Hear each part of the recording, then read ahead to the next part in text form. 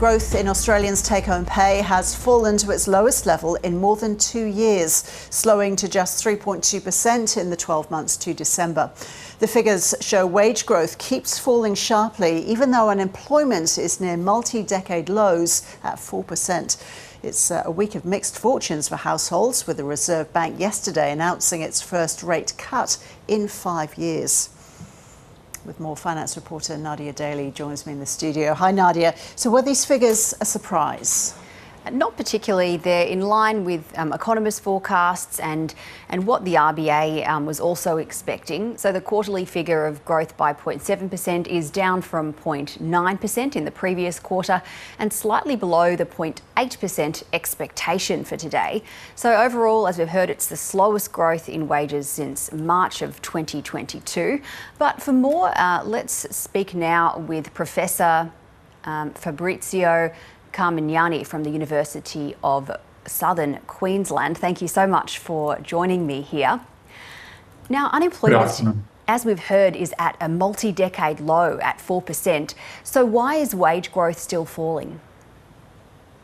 Well, what we have observed over the last several quarters is a decline in the rate at which wages are growing. It's an interesting dynamic because what we have observed is a progressive easing of labour market conditions, which is consistent with a decline in wage growth. I would say that the unemployment outcomes that we had for Q4 of 2024 were a bit surprising in this sense. Probably there was an expectation that unemployment would be a little bit higher. Instead, it continues to be very low. So we are indeed observing, I would say, a progressively easing of labour market conditions, although unemployment still is performing at its lowest level. It's an interesting dynamic in the labour market, absolutely.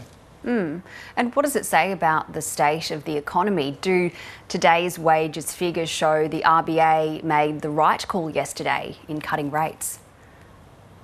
Probably yes, because obviously the overall situation is one where inflationary pressures have been reduced quite significantly, and this explains why the RBA decided to cut the interest rate.